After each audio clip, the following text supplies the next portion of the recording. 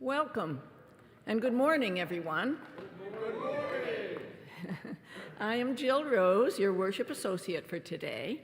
Our minister, Reverend Ed Prue, can't be with us this week, so Catherine Vance has graciously agreed on very short notice to conduct today's service.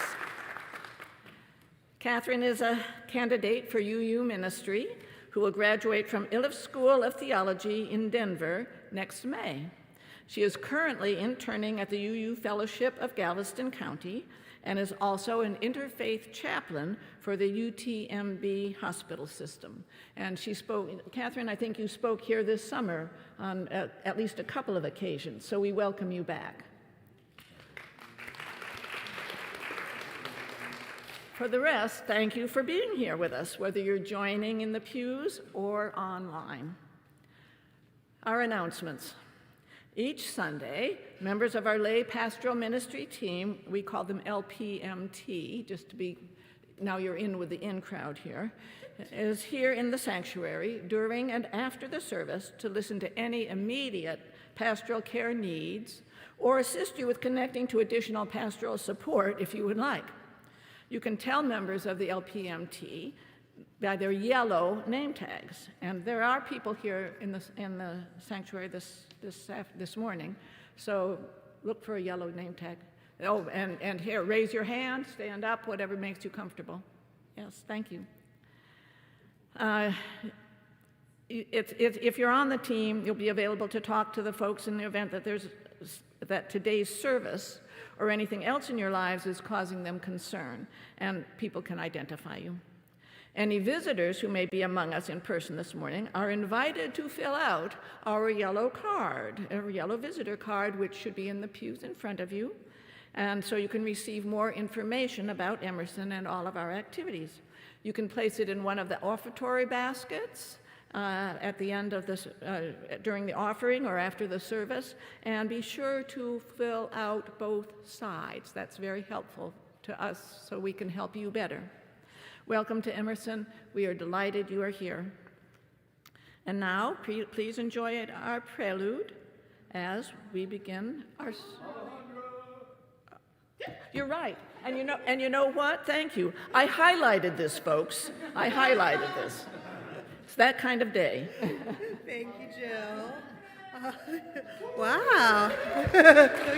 Okay. We should do it this way more often. So, good morning, everybody.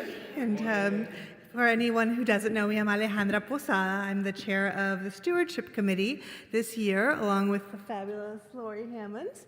And we are wrapping up our stewardship campaign as of last count, which was earlier this week. We were at about 75% of our goal, and I've heard from many people that checks have been mailed in and so forth. And you may have received a call, or you may have made some calls this week. I want to thank all the calling stewards who have been calling people to answer any questions, and just and if you haven't had a chance to make your pledge or have any questions or would like to talk about it a little bit, please reach out to me, reach out to Lori, and or if you're ready to do your pledge, you can drop it at the table out here, and I'll take it right up to Ale's office later today. We do hope that next week we can have an exciting announcement about the total raised in our pledge drive, which will allow us to continue to serve our members, our friends, and the community well in 2026. So thank you, and back to Prelude. Jill. Now for the prelude. Enjoy our prelude as we formally begin our service.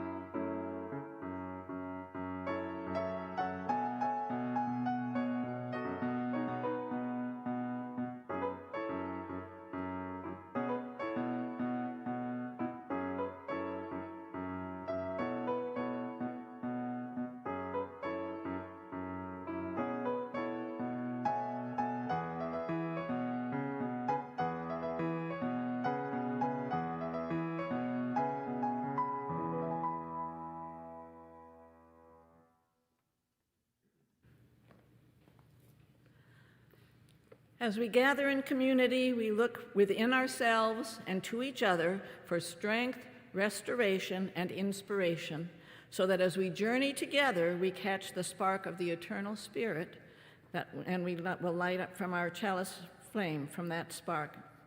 Lighting the chalice flame symbolizes to all that the spirit of our congregation is strong, and that our will to transform ourselves and our world is also strong. We light the flame with gratitude.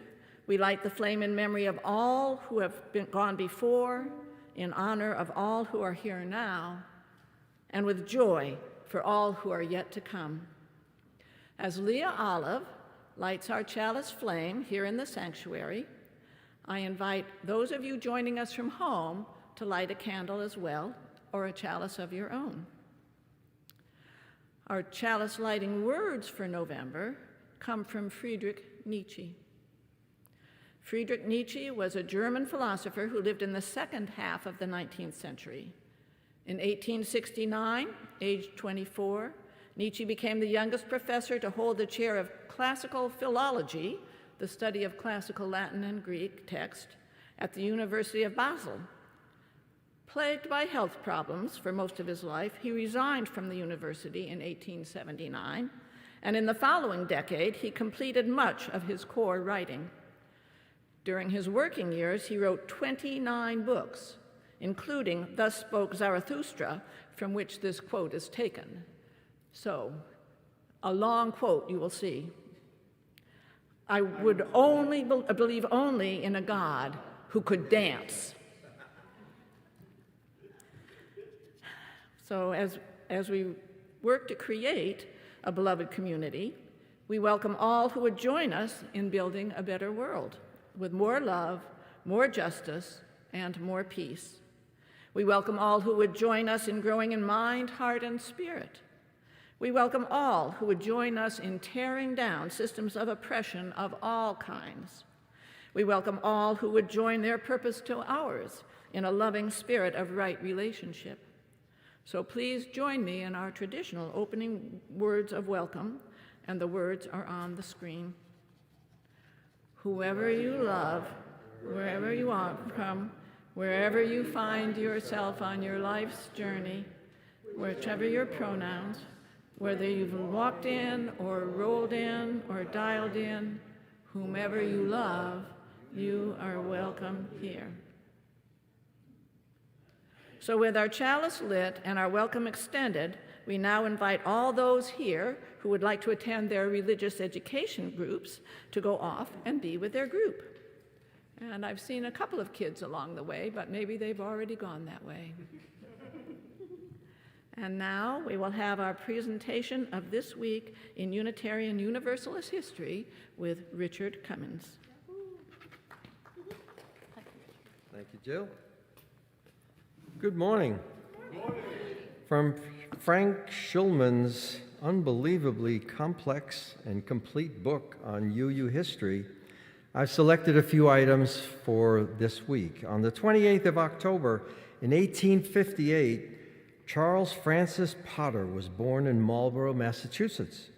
Although he began his career as a Baptist minister, he converted to Unitarianism in 1914. He served churches in Canada, Massachusetts, and New York, and was professor of comparative religions at Antioch College, Ohio, and founder and leader of the First Humanist Society of New York. Potter served on the defense team with Clarence Darrow in the Scopes trial concerning evolution, which pitted religious fundamentalists against religious libertarians. In Tennessee, in 1929, Potter founded the Euthanasia Society of America. He died on October 4th, 1962. And on that same day, the 28th, in 1818, Abigail Smith Adams, the wife of U.S. President John Adams, died at age 73. A Unitarian, she was the chief figure in the social life of her husband's administration and one of the most distinguished and influential ladies, first ladies, in American history. And one last one, On the 31st in 1959, Unitarians and Universalists, meeting separately in Syracuse, New York, voted to proceed with consolidation of the two denominations. And that was this week in UU history. Thank you.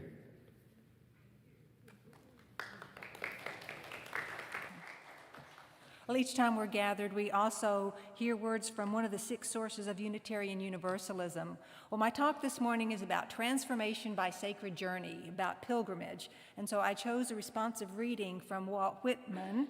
He was an American poet essayist. You probably know him as a Civil War poet.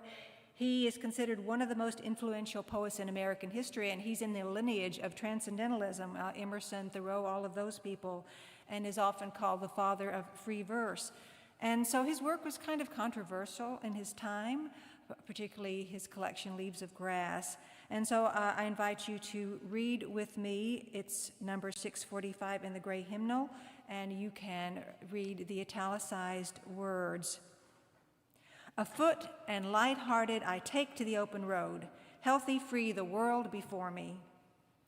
Henceforth I ask not good fortune.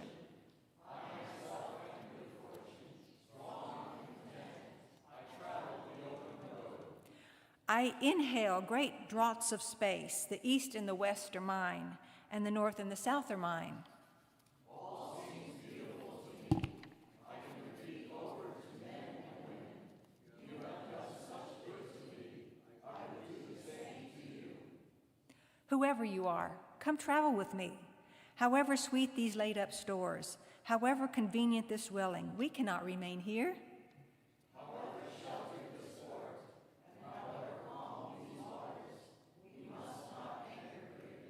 Together, the inducements shall be greater. We will sail pathless and wild seas. We will go where winds blow, waves dash, and the Yankee clippers seize by under full sail. Forward after the great companions, and to belong as them, they too are on the road. Onward to that which is endless, as it was beginningless, to undergo much, tramps of days, rests of nights. To see nothing anywhere but what you may reach it and pass it. To look up or down no road, but it stretches and waits for you. To know the universe itself as a road, as many roads, as roads for traveling souls. Good job. And now, with our chalices lit and our hearts and minds centered, we invite you to join with our voices in celebration by singing this hymn, number 168, One More Step. If you're comfortable, you may stand or you may remain seated as you wish.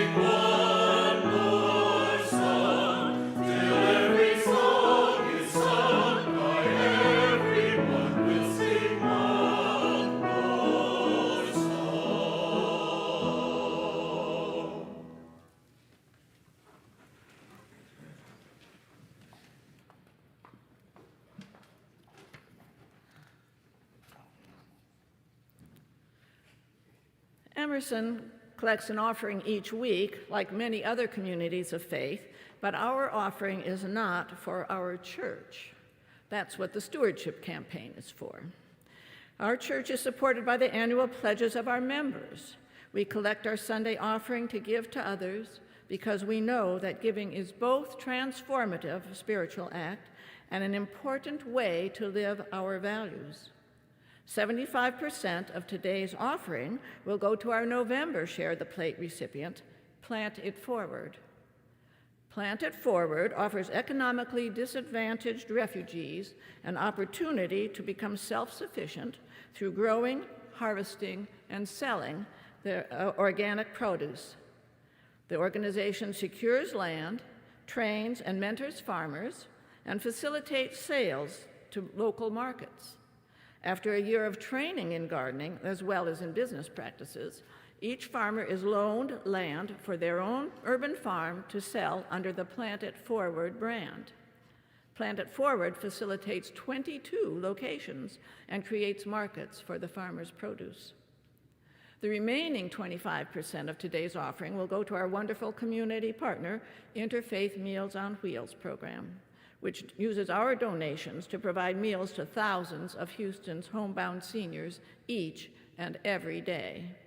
You can go to our webpage for online giving, put cash or a check in our offering basket, or mail a check to the church.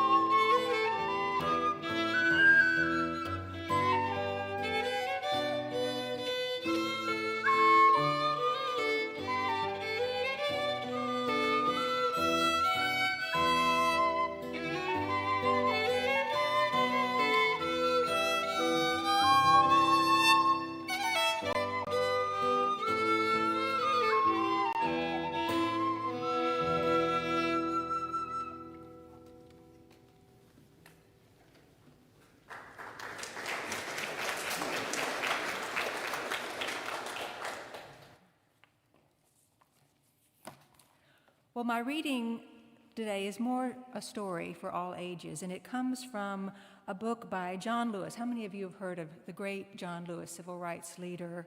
He wrote a book called Walking with the Wind. It was his autobiography. And, you know, he went through a lot of hard times with the civil rights movement. It was a great journey. And so it fits well with my theme of pilgrimage and walking through whatever it is that we need to go through in order to get wherever it is we need to go. And so his story is that when he was a little boy, his parents and the other parents in the little small southern town where he lived, of course, they all had to work, mothers and fathers. And there were no daycares in those days. And so there was an old woman named Aunt Seneva who lived out on the edge of town near the forest in a little tar paper shack with a tin roof. And she took care of 15 children, small children, while all the adults worked. And most of the time, the children just stayed outside and played and would come in for a meal every now and then. But this one day, Aunt Cineva noticed that there was a really big storm coming up. And the sky got dark, and the wind started whipping up the trees, and pretty soon they heard the crack of thunder, and they saw the big silver jags of lightning. And so Aunt Cineva said, "Children, we got to come inside now. Everybody come inside." And so they did, and they kept on playing. But pretty soon the storm got even closer, and it got stronger. And the children stopped playing, and they started to get scared. And so, I was just telling you, this was not a very strong house. And it had started to shake with the wind. And the wooden plank floor was starting to bend a little bit. And before they knew it, one corner of the house actually lifted up. And the storm had started to pull the house up to the sky with everybody inside. So that's when Aunt Cineva told everybody, "Children, take hands. Take hands and line up. We are going to walk with the wind." And then she had her 15 charges all move to that corner of the house that had started to lift. And so they walked to that corner while the wind screamed and the house shook and the sheets of rain beat down, and they held down that corner of the house. And then they turned around and they walked to the other corner of the house as it started to lift up. And so it went all that long afternoon, back and forth for hours, and they helped the trembling house to stay in place with the weight of their bodies together holding hands. And so when John Lewis grew up, he remembered how this was. And he saw that society was like a house that was under siege, and we know what that's like right now. And people needed to be encouraged to hold hands and walk together. And so it has been. People of conscience stay in the house, and they don't run away. They stay together and they move toward the weak corner of the house, and eventually they know the storm will calm and the house will settle back on its foundations. But storms will repeat. They will come again. And so it's always good to be prepared to once again hold hands and walk with the wind. Yes. So my talk this morning talks a lot about the place where John Lewis lived. I'm going to tell you about my trip on several occasions to Selma, Alabama. But I just first want to say I appreciate the opportunity to be with you because I know this is pinch hitting as Reverend Ed is dealing with some death in his family. And I know many of you use on this day, sometimes look forward to a service, Day of the Dead, Dia de los Muertos, and All Saints Day, maybe with an ofrenda for the people who have gone before. And so my talk is about pilgrimage, but because it's Dia de los Muertos, I thought about the movie Coco. Have any of you seen that movie? Yes. And I thought, yes, that is literally a Dia de los Muertos pilgrimage movie. So it's perfect.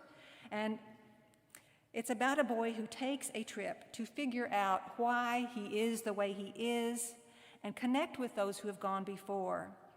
And he does it at a time of year when the universe, at least in the northern hemisphere, transitions toward darkness. And so it's a time like now. But this kind of visitation, this kind of pilgrimage is really ancient and probably instigated by our DNA. People have always wondered, who am I? Who am I attached to, and what is the purpose of being alive? And how are we meant to be with one another?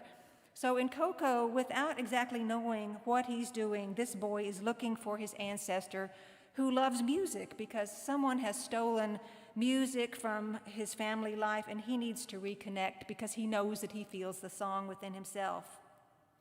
And so for some of those same reasons, people make pilgrimages all around the world tied to their culture, their ethnicity, to their religious beliefs. Jews and Christians go to Jerusalem, Muslims make a Hajj to Mecca, Hindus bathe in the Ganges. So a pilgrimage gets people back to their origins, and it's sacred, and it's emotional, and it's often very intense or physical. And we do need that right now, because this is not the first time that people have been through darkness and moral crisis and an upending of life as they thought it was or was meant to be. Bad things have occurred in this world before. They have been resisted and survived.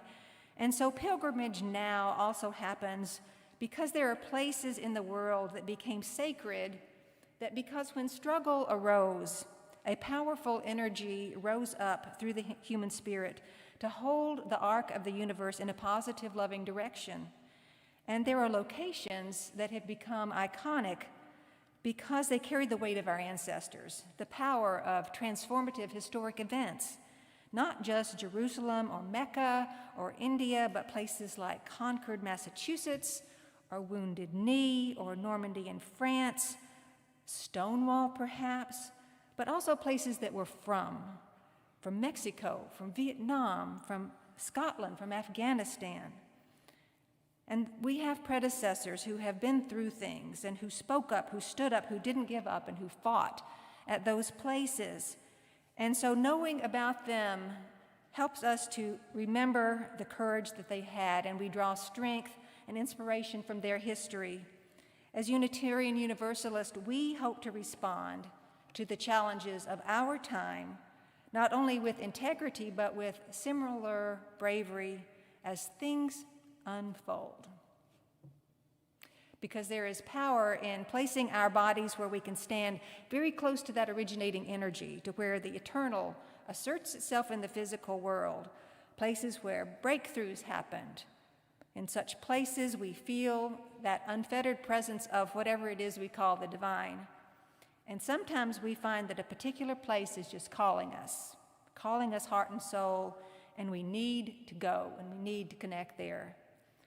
And so one of the places that I always recognized as sacred was Selma, Alabama, because in the 1960s, Black Americans and their allies focused their struggle for equality and civil liberty in the South, in Birmingham and the capital, Montgomery.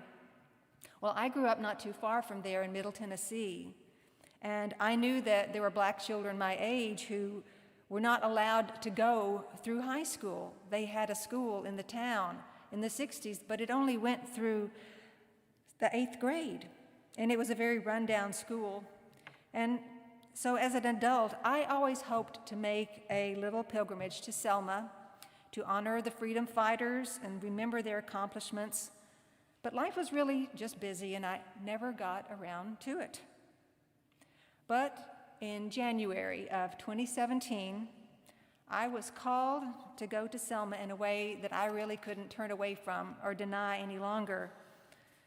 And when I say I was called to go, I understand that that's sort of like a woo-woo way to say things. I was called to go there.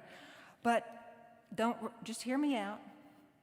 I had been living in Western North Carolina for many years, and periodically I would come down to visit my family here in the Houston area. And so my route took me through Atlanta and down through Montgomery, and I would make that right turn on Interstate 10 to go to Houston. And I was always past the exit to Selma. And every time I would think, not right now, but maybe next time. But this day, I was in Alabama driving back to Asheville, North Carolina, where I lived after a Christmas visit. And I was feeling really, really low. I was pretty sure that my marriage was ending. And I didn't know exactly how it was going to play out. I didn't know what would become of me. I was trying to shield my family from a lot of the ugly truth and deal with it on my own. And those were the days when my body was just running like an overheated engine, and I couldn't sleep. The tears were just underneath the surface at every moment. But as I drove, I heard on the radio that Donald Trump, who was newly elected but not yet installed, was speaking at the new Civil Rights Museum over in Mississippi. And man, that just depressed me even further.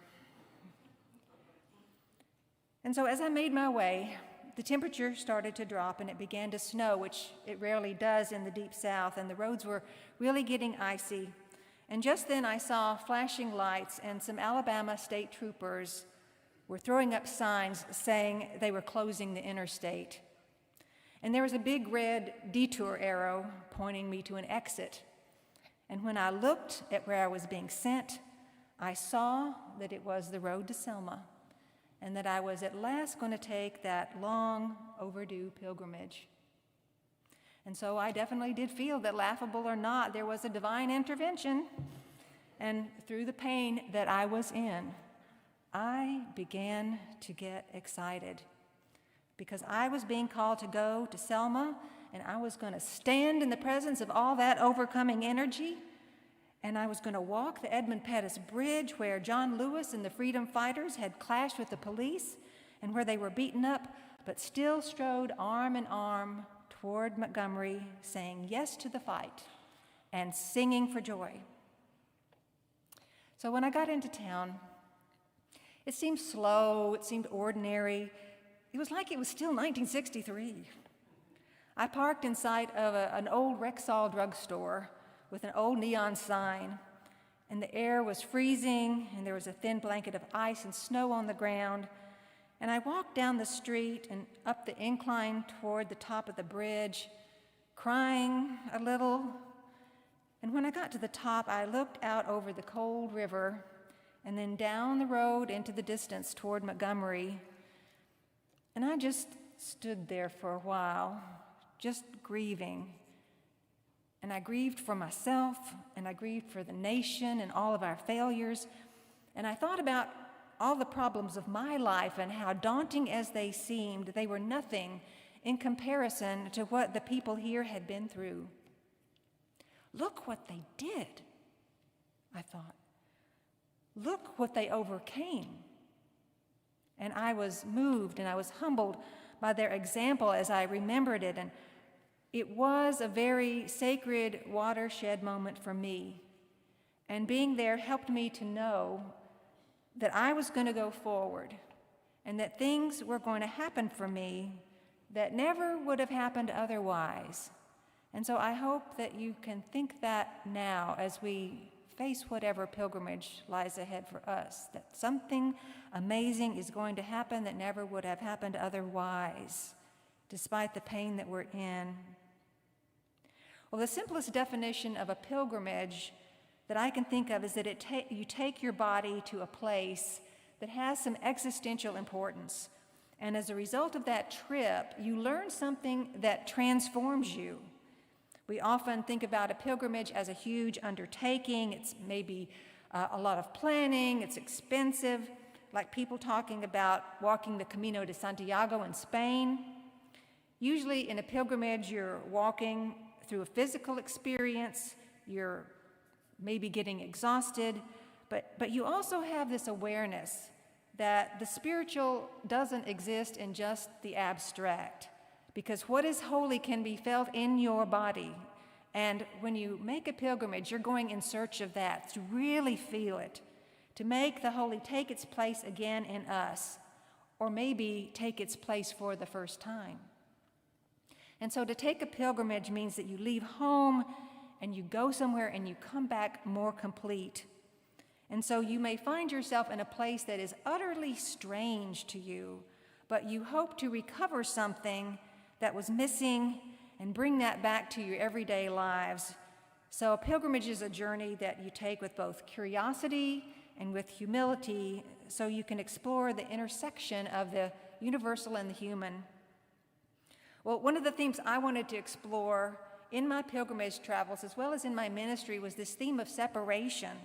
And my chaplaincy work also, as I work at the hospital, why are we so divided from one another? Why are we divided from ourselves, from our own spirits?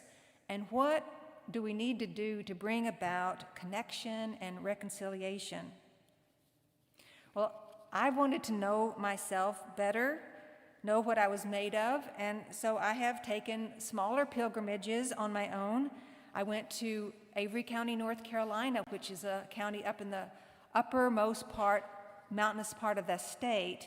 And I went down an old country road and found my ancestors dating back to the 1700s in these little cemeteries, which were out in the middle of Christmas tree farms. I looked out in the distance and I could see all the Christmas trees, and in the middle of the Christmas tree farms, you could see these little gravestones. And I found out that my earliest identified ancestor had been in the Revolutionary War and had fought at the Battle of Kings Mountain when he was in his late 50s. And after he had helped to overcome the tyranny of the king at that time, he walked 100 miles back home to his wife and to his farm, and he lived there until he was 114 years old. And so I connected to that energy and resilience that resided in my own DNA, and I felt his love of nature and of solitude and freedom. And so that region became a sacred space for me, and my trip there told me more about who I was. But when you take a pilgrimage, there's always a caveat, a complexity around that journey. So in Alabama, I went with a deep appreciation for the liberation work that had been done, but I had sadness that it was my forebears, some of whom were Confederates or even racists in my own lifetime, who had caused a lot of this dysfunction and injustice. In North Carolina, I had to come to terms with the fact that it was the white settlers who had wrested the land away from the Native Americans, the Native Cherokee, and had colonized and subjugated these indigenous people.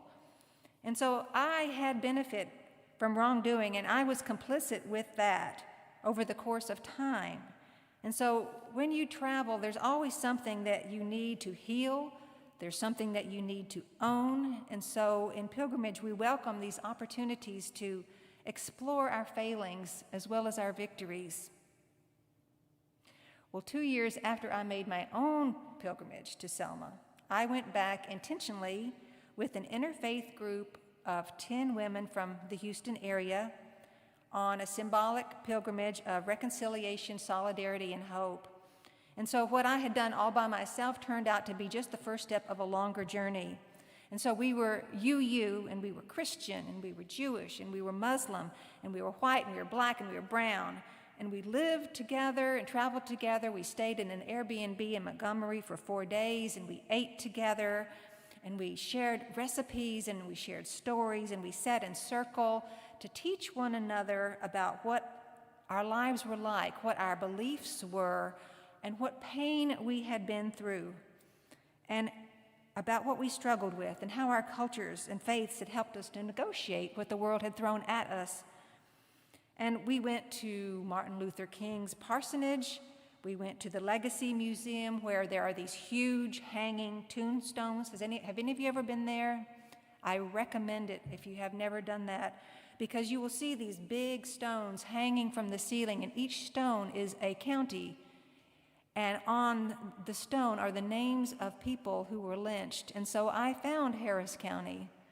I found Brazoria County. I found the counties in Tennessee, North Carolina, where I had lived. And so it was shameful, but also instructive. And to the black women in the group, we knew it was triggering to be in the presence of all of that. In Selma, we also remembered James Reeb and Violet Liuzzo, who were Unitarian Universalists, who were called to go down to that area, to Selma, and help with the struggle. And they helped and were eventually called to give their lives. And so I thought of them, and as I walked again up the arch of the Edmund Pettus Bridge, I was not by myself. I was arm in arm among friends. And so my thinking then is as it is now. Let's know one another. Let's travel together. When my women's pilgrimage started, only a few of us knew each other a little bit, but by the end of 4 days, we were tightly bonded, and we are good friends to this day.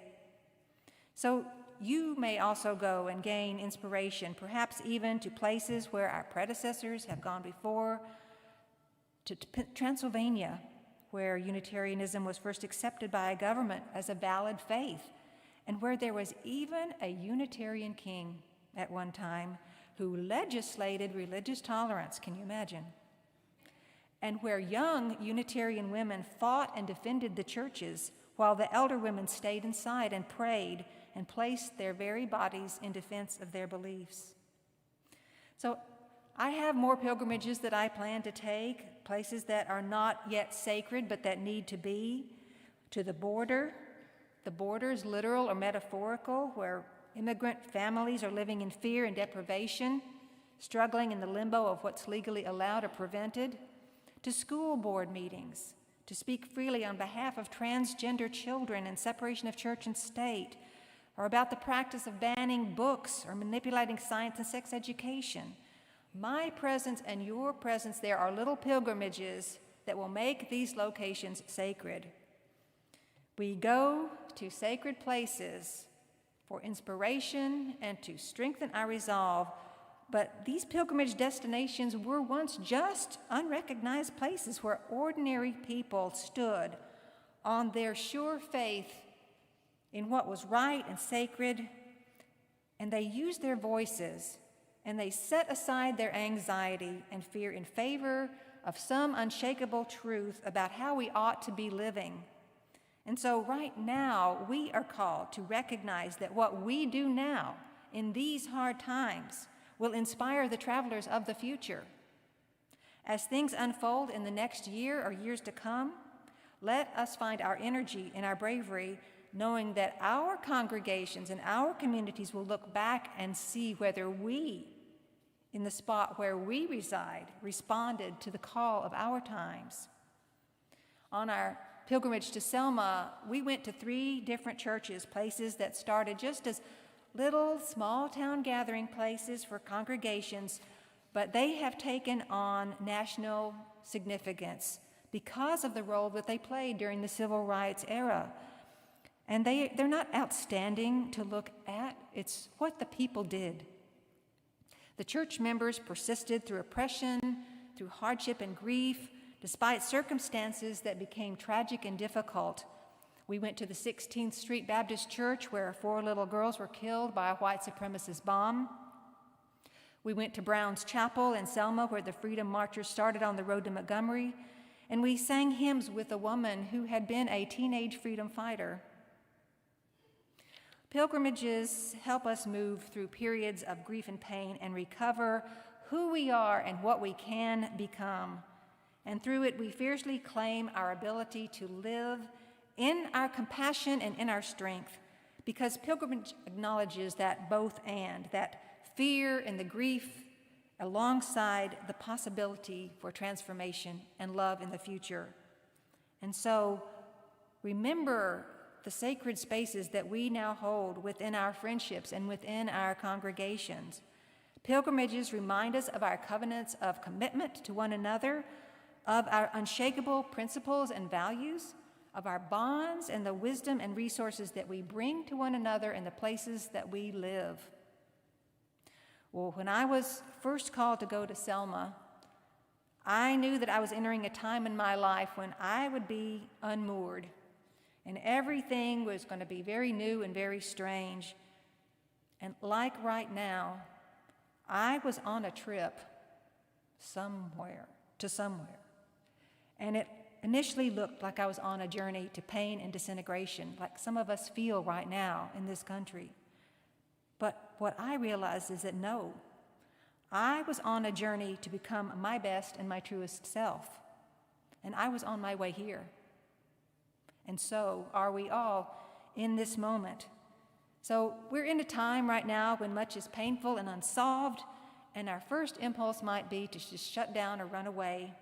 But through our hesitation and our pain, let's get excited, because we are about to find out what we are made of. Joseph Campbell wrote that if you can see your path laid out step by step, that is not your path. You make your path with every step you take, one right decision and one brave choice at a time. So we're not the first, and we won't be the last. We know that we have the sacred spaces of our lives and our minds, and the sacred spaces of our communities where we can count on one another. And so what we may do now may mark the pilgrimage of the future. Someone may stand where we now stand and say, "Look what they did. Look what they overcame." They will say, "Thank you for your bravery, for your example, and the way you embraced the task and rose with joy to be selected for the job." So let us be called to whatever sacred journey is next, and let us go and let us be steadfast, knowing that love is on our side and we are not alone. Thank you. Now, please join in singing our closing song, which is 1024 in the Teal hymnal, "When the Spirit Says Do."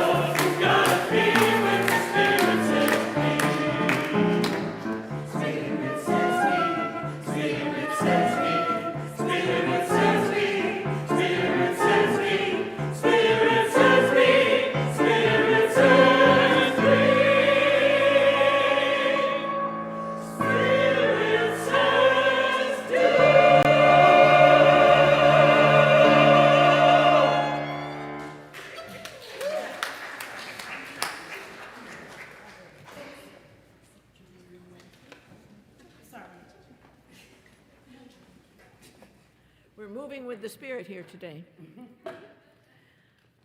Each time we come together, we move. We move with the words we hear. We move with the music we hear. We move with the light of the chalice, which, like us, flickers and flutters from side to side, moving constantly, yet tethered to its source. We extinguish this chalice now, not as a symbolic ritual, but as a practical ritual. We do this because the flickering, fluttering light of our congregation is carried within each of us here present, and those not present today, those who left the community long ago, never to return, and those who have yet to arrive. I have asked Leah Olive to come and extinguish our chalice for us, and we are so grateful for your presence here this morning. For those of you who have joined us on YouTube, after the postlude, we'll be ending our live streaming service, and we love having you and look forward to seeing you here again, either online or with us here on Bering Drive. And Julia Morsher will provide our benediction. May we, in the course of our week to come, be able to feel the liberating freedom of this religious path we share. May our gods welcome us. May they challenge us to live up to our own expectations of ourselves wherever and whatever they are. And may the world around us light up so that we may see our way back to clarity and wholeness. We will not have a recessional today. We are going to go straight to the postlude. However, if you do feel that you need to go, that's okay. We're going to do one more song, and in the spirit of pilgrimage and also in the spirit of Samhain, we are going to be doing All Souls Night by Lorena McKennett. It is a musical pilgrimage through remembrance and renewal, honoring those who came before us as the seasons turn. And we have the wonderful group Banish Misfortune playing with us, as well as Mary Cochran. So enjoy.